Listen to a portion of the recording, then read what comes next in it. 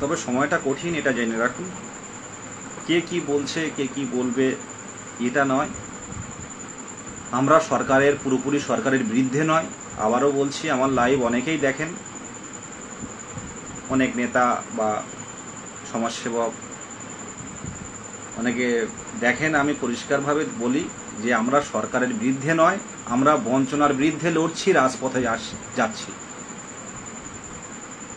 এই কথাটা আমি পরিষ্কারভাবে বলছি। সরকারের বিরুদ্ধে, সরকারের প্রকল্পের বিরুদ্ধে আমরা মোটেও নয়।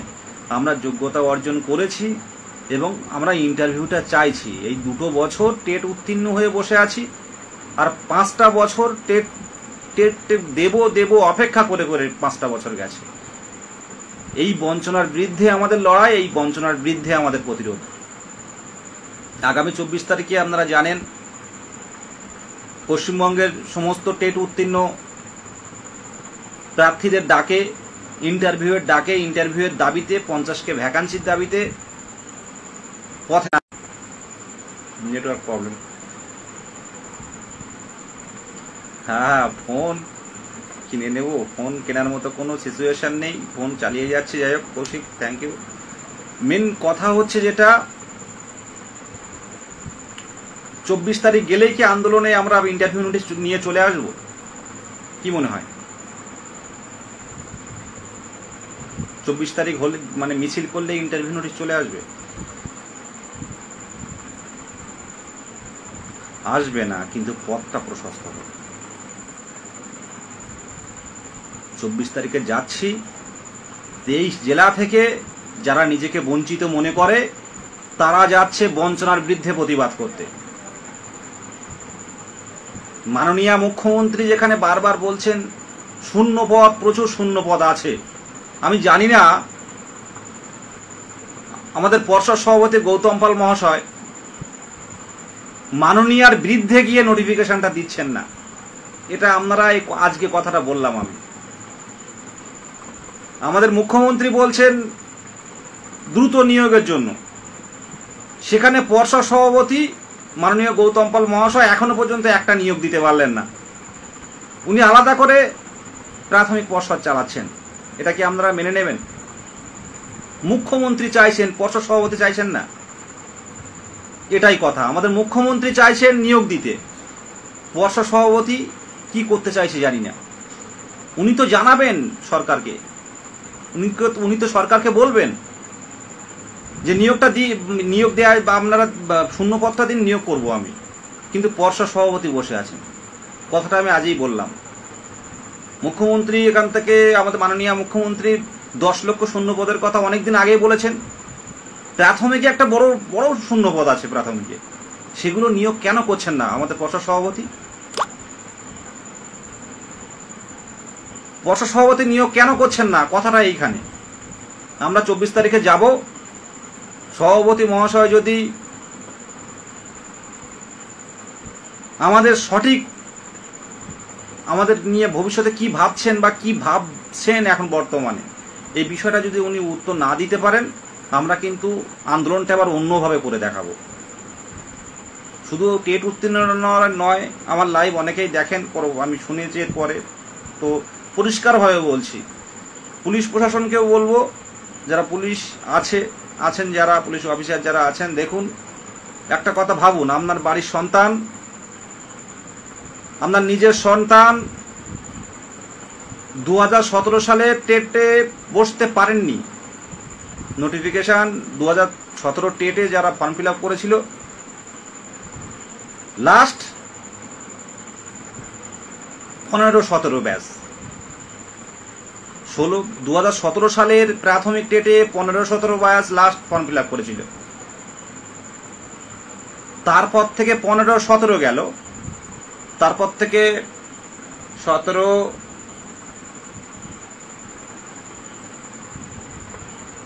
18, 19, 20, 21, 22 শেষে প্রাথমিক টেট হলো। 5 বছর পর, 5টা বছর পর 23 ফেব্রুয়ারি মাসে রেজাল্ট দেয়া হলো। তখন প্রতিশ্রুতি দেয়া হলো বছরে 2বার নিয়োগ, কেউ বসে থাকবে না। 2023 ফেব্রুয়ারি মাসের 11 তারিখ, 10 তারিখ তো আজ কত হলো, আজ কত তারিখ হলো, আজ কোন সাল হলো, এটাই বোঝাতে চাইছে প্রশাসনকে, পুলিশকেও বলতে চাইছি। দেখুন, আপনার সন্তান যদি এমন হয় সে কি রাজপথে নামবে না? বারবার বলছি সরকারের বিরুদ্ধে আমাদের কোনো অভিযোগ নেই, সরকারের বিরুদ্ধে কোনো অভিযোগ নেই, কিন্তু যোগ্যতা যাদের আছে এদের দিকটা তো দেখতে হবে। আমরাই তো সরকার গঠন করি। আমাদের আন্দোলন বলুন, মিছিল বলুন, একটাই দাবি যে যতগুলো টেট কোয়ালিফাইড যেটা হয়েছে, বিহারে যেমন হয়েছে, ত্রিপুরায় যেমন হচ্ছে, টেট কোয়ালিফাইড মানে চাকরি। বিহারে বাঙালিরা গিয়েও চাকরি করছে, আমাদের বাঙালি অনেক দিদিমণিরাও চাকরি করছেন, আমাদের বন্ধুরাও অনেকে চাকরি করছেন বিহারে। টেট কোয়ালিফাইড মানে চাকরি ওখানে। তো বাংলায় দিলে আমরা কি, আমরা একটা বেকারত্ব যুবক যদি আমার স্বপ্ন পূরণ হয় এই সরকারের আমলে, আমরা কি করব? সরকারের পাশে থাকবো অবশ্যই। তো এই জায়গাটা দেখতে হবে। দীর্ঘদিন ধরে একটা বঞ্চিত করে রাখা একটা প্রজন্মকে নষ্ট করা, কেউই সরকার বিরোধী নয় আমি বলতে পারি, কিন্তু দীর্ঘদিন ধরে ধরে যখন মানুষের একটা অনিশ্চয়তায়, প্রত্যেকটা মুহূর্ত অনিশ্চয়তায় কাটে, বঞ্চনার অসন্তোষ বুকের মধ্যে জমে, তখন প্রতিবাদ করলে অনেকে মনে করে সরকার বিরোধী। সরকার বিরোধী আমরা কেউই নয় যারা টেট উত্তীর্ণ আছে। আমরা বঞ্চিত বঞ্চনার বিরুদ্ধে রাজপথে নামি।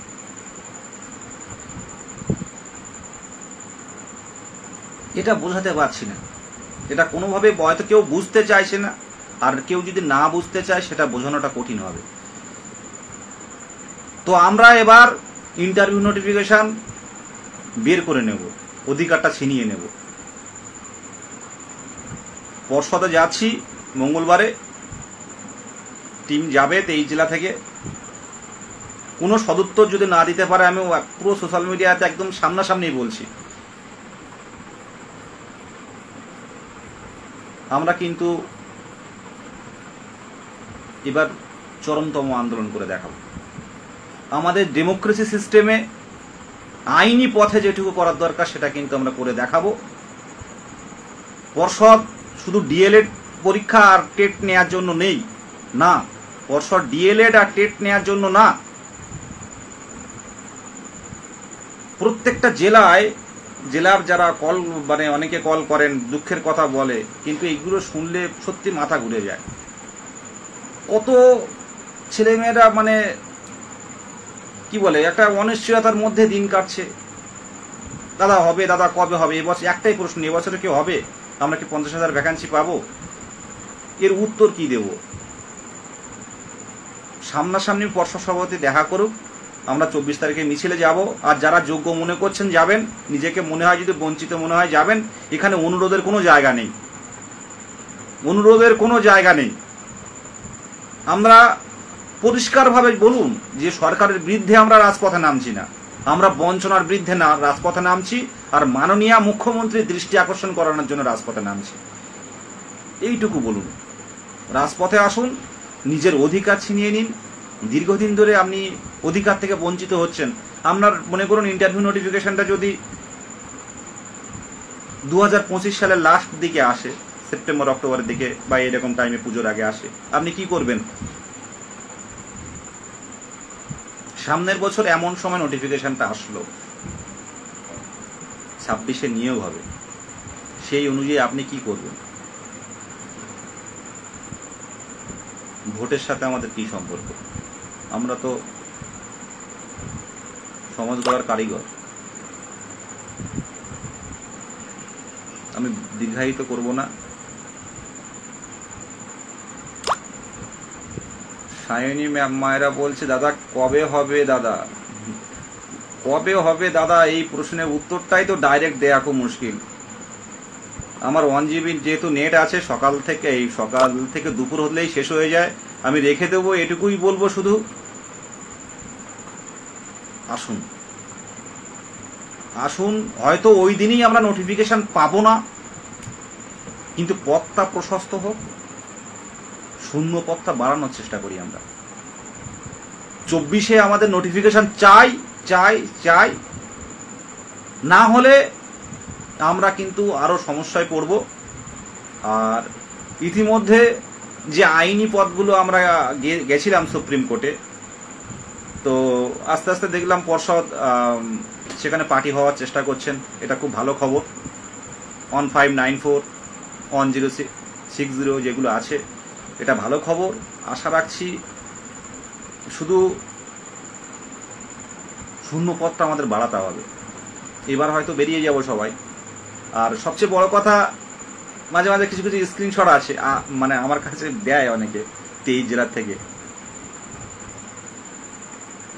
যে আমি নাকি পজিটিভ বলি, যে খুব পজিটিভ বলি, ছেলে মেয়েদের আশা জাগায়। এবার যে ছেলেটা বা যে চাকরি প্রার্থীরা একদম ফুল ডিপ্রেশনে থাকে, অনেকে মেডিসিনও নেয়, আমার সাথে কথা হয়, ফোনে কথা বলে, তো তাদের কাছে আমার একটা কথা হয়তো তার জীবনটা বেঁচে যেতে পারে।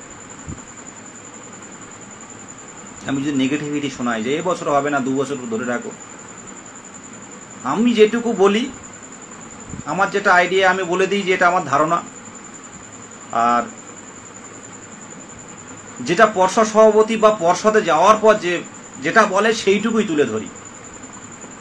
এখানে বাড়িয়ে বলা বা মিথ্যা বলার কোনো জায়গা নেই। কারোর কথা যদি বিকৃতভাবে বা মিথ্যা কেউ যদি প্রচার করে, সেটা কিন্তু আইনি সমস্যা, এটা মাথায় রাখবেন। তো এই ভালো কথা লাইভ করা, পজিটিভ রাখা অনেকের পছন্দ না। যাই হোক, আমি জানি না, শুধু এটুকু বলবো, আমাদের লড়াইটা হচ্ছে সরকারের বিরুদ্ধে নয়, বঞ্চনার বিরুদ্ধে। আমরা 24 তারিখে রাজপথে নামছি, আর সমস্ত 22 স্টেটকেই নামার জন্য আহ্বান জানাই। কারণ 22 স্টেট বলে না, যারা 14, 17 যারা এখনো পর্যন্ত টেট কোয়ালিফাই করেও যারা এখনো পর্যন্ত চাকরি পাননি, তাদেরকে সবার আহ্বান জানাই। আর হ্যাঁ, যে কথাটা, প্যারাটিচার শিক্ষক শিক্ষিকাদের বলতে চাই, মুর্শিদাবাদ, মালদা থেকে শুরু করে, উত্তরবঙ্গ থেকে শুরু করে যারা পার্শ্ব শিক্ষক স্যারেরা আছেন, পার্শ্ব শিক্ষকদের বলবো, আপনাদেরকে আহ্বান জানাই, আপনারাও টেট উত্তীর্ণ, আপনারাও দীর্ঘদিন ধরে বঞ্চিত। সমস্ত জেলার পার্শ্ব শিক্ষকদের অনুরোধ করব, আপনারা আমাদের সাথে পা মেলান। আর পুরোপুরি শিক্ষক যারা, শিক্ষিকা যারা যারা চাকরি করছেন অলরেডি, তাদেরকে বলবো এই ভাইদের পাশে দাঁড়ান, এই বঞ্চনার বিরুদ্ধে দাঁড়ান। 2 জন নিয়ে ক্লাস করছেন, 1 জন নিয়ে ক্লাস করছেন, কিন্তু শূন্য পদ এবং নতুন নোটিফিকেশনের জন্য আপনারা দাবি রাখেন না। কিছু না পারেন, সোশ্যাল মিডিয়াতে তো একটা দাবি রাখতে পারেন। যারা শিক্ষক, বলছি শিক্ষকদের বলছি, যারা আর্টসের টিচার হলেও সব পড়িয়ে যাচ্ছেন, যারা 2 জনে 1 জন মিলে যারা স্কুল চালিয়ে যাচ্ছেন,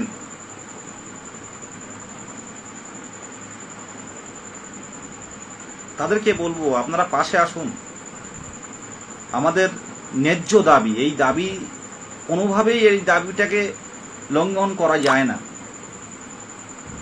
শিক্ষক যারা আছেন, আসুন, এক এক করে আসুন, দেখবেন এক সময় কিন্তু পরিবর্তন সম্ভব। এবং প্রত্যেকবার যদি শূন্যপদ পূরণ হয়, তখন দেখবেন অনেক বেকারত্ব যুবকের মুখে হাসি ফুটবে, তার পরিবারের মুখে হাসি ফুটবে, এবং অন্যরা যারা আমাদের ভাইয়েরা পিছন থেকে আসে, তারাও কিন্তু পড়াশোনার একটা আগ্রহ কিন্তু বাড়বে তাদের। শুভজিৎ জানা একদম ঠিক দাদা, শুভজিৎ জানা। দেখুন, আশার আলো আমার জন্য দেখতে পাই এমন নয়। দেখুন, আমি বা আমরা ঐক্যমঞ্চ 2022 প্রাথমিক টেট পাস ডিএলএড ঐক্যমঞ্চ 23 জেলার চাকরি প্রার্থীরা, আমরা টেট উত্তীর্ণরা 2023 সালের মার্চের 11 তারিখ থেকে আমরা শুরু করেছিলাম, 10 তারিখ থেকে, যে আমাদের নোটিফিকেশনটা দিন। কেন করেছিলাম তার কারণ, 5টা বছর কিন্তু বসেছিলাম আমরা। 2017 সালের টেট নোটিফিকেশনের পর কিন্তু অনেকে টেট দিতেই পারেনি, আমি সেটা প্রথমেই বললাম। তো এই জায়গায় দাঁড়িয়ে আমরা দীর্ঘ বঞ্চিত ছিলাম। এবার যদি 50,000 ভ্যাকান্সি না হয়, পুরনো একাডেমিক যারা, তারা কিন্তু পিছিয়ে যাবে, আর চাকরি পাওয়ার সম্ভাবনাটা কিন্তু অনেক কমে যাবে। পর্ষদ সভাপতি মহাশয়ের কাছে কথা বলেছিলাম বিষয়টা নিয়ে, অনেক ভাইয়েরা আছে দেখছে লাইভ, অনেক পুরনো একাডেমি, আমাদের কৌশিক আছে মুর্শিদাবাদ থেকে, অতনু আছে বাঁকুড়া থেকে, আমাদের শুভজিৎ আছে হাওড়া থেকে। তো বিষয়টা কথা বললাম, উনি বললেন কেউ বঞ্চিত হবে না। জানি না কিভাবে বলছেন, বললো 2017 সালের প্যানেলটা দেখতে পারেন ভালো করে, সেখানে দেখুন সব মিলিয়ে কিন্তু সবার সুযোগ দেওয়া হয়েছে। তো পর্ষদ সভাপতি মহাশয় যেটুকু সামনে বলেন খুব ভালো লাগে, কিন্তু এই যে দীর্ঘদিন বঞ্চনার শিকার আমরা, এই বিষয়টা কিন্তু আমরা অনুরোধের সহিত রেখেছি। এবার কিন্তু আমরা শক্ত করে বলবো যে আপনাকে নিয়োগ দিতে হবে, আর 50কে ভ্যাকান্সি দিতে হবে, একটা ইতিহাস সৃষ্টি করতে হবে। নিয়োগ টেট যেমন স্বচ্ছ হয়েছে, নিয়োগও স্বচ্ছ হবে, এটা দাবি কিন্তু আমাদের রাখতে হবে, এবং দ্রুততার সহিত যাতে আমাদের নিয়োগ হয়। আর কোনো প্রাথমিক নিয়ে, বারবার বলছি, প্রাথমিক নিয়ে আর কোনো আন্দোলন হবে না। 2022টাকে বের করে দিন। আবারও বার্তা দিচ্ছি সোশ্যাল মিডিয়ার মাধ্যমে, জানি না কে দেখছেন কি দেখছেন না। অনেকে বলেন কেউ কি দেখছেন সোশ্যাল মিডিয়াতে লাইভ, কে দেখবে না আপনি বলতে পারেন কেউ? অনেকে কমেন্ট করে, অনেকে যায়, যেহেতু অ্যাকচুয়ালি আমার একটু কমেন্ট, নেগেটিভ কমেন্ট দু একটা আসতে পারে। তার কারণ হচ্ছে আমরা 2022 প্রাথমিক টেট পাস ডিএলএড ঐক্যমঞ্চ আমরা একসাথে মিলে 1060, যাতে 22-এর প্রশ্নমূল থেকে যারা কেউ না ঢুকতে পারে তাদেরকে আটকে দিয়েছি, আটকাচ্ছি মোটামুটি। এখনো কনফার্ম আটকায় মানে চলছে, আটকে রাখার চেষ্টা চলছে। ম্যাট 1594 সুপ্রিম কোর্ট মহামান্য আদালতের, শীর্ষ আদালতের গেছি আমরা, দুবার হিয়ারিং করিয়েছি। সেখানেও 14 টেটের 6 নম্বর করে দিয়ে আবার নতুন রেজাল্ট পাবলিশ করবে, সেটাও আটকে দিয়েছি আমরা আপাতত। তো যারা কেউ না কেউ তো এর থেকে পাশ করবে, তারা কি আমার কমে ছাড়বে? তারা তো নেগেটিভ কমেন্ট করবে। ইউটিউবে নেগেটিভ কমেন্ট পাবেন, সেখানে কেউ বুঝতে পারে না। আমি পরিষ্কারভাবে বলছি 22 টেটকে যে যোগ্য মানুষকে চিনুন। ইউটিউবে নেগেটিভ কমেন্ট করলে কেউ দেখতে পায় না, কিন্তু ফেসবুকে করলে আমরা দেখতে পাই। ফেসবুকে করবে না, ইউটিউবে প্রচুর কথা শোনায়। কারণ 1060 থেকে এখানে তো প্রায় 10-12 হাজার পাস করে যেতে পারে, 20,000 পাস করতে পারে। হাইকোর্টের 1060 ম্যাট 22-এর প্রশ্নমূল মামলা, তারা তো বসে নেই, তাদের শত্রু এখন আমরা আটকে দিচ্ছি। ম্যাট 1594 14 টেট আমরা আটকে দিয়েছি সুপ্রিম কোর্টে গিয়ে। আরো চেষ্টা করব দাঁতে দাঁত চেপে। তারা তো কমেন্ট করবেই। তাই বলবো 22-এর যারা আছেন, প্রাথমিক টেট উত্তীর্ণ যোগ্য, 24 মাসের ডিএলএড, তারা প্রতিবাদটা রাখবেন, হবু শিক্ষকের মতো প্রতিবাদটা রাখবেন। আমার নেট অলরেডি 90% সিগন্যাল হয়ে গেছে, আর বিশেষ কিছু বলবো না। দলমত নির্বিশেষে সবাই একসাথে আন্দোলন, হ্যাঁ সবাই একসাথে আসুন। লড়াইটা কিন্তু আমাদের বুঝে নিতে হবে, লড়াইটা বুঝে নিতে হবে। আর এই লড়াইটা চালিয়ে যেতে হবে। বঞ্চনার বিরুদ্ধে লড়াই, বঞ্চনার বিরুদ্ধে লড়াই।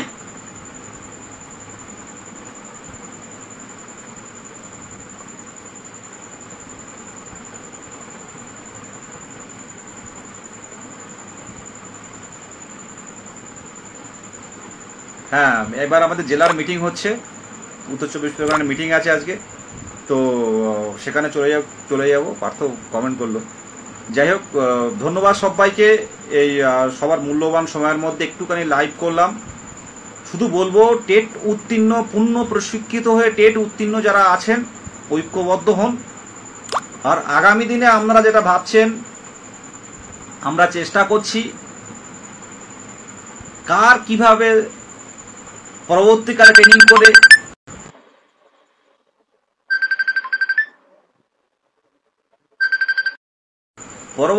ট্রেনিং করে কে কিভাবে ইন্টারভিউ নোটিফিকেশনে আসতে চাইছেন, আমরা সে বিষয়ে কিন্তু নজর রাখছি।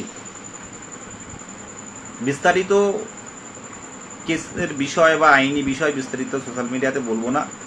তবে এটুকু বলবো, যত দ্রুত আমাদের ইন্টারভিউ নোটিফিকেশন এবং 50কে ভ্যাকান্সি আসবে, তত আমাদের মঙ্গল। ধন্যবাদ সবাইকে।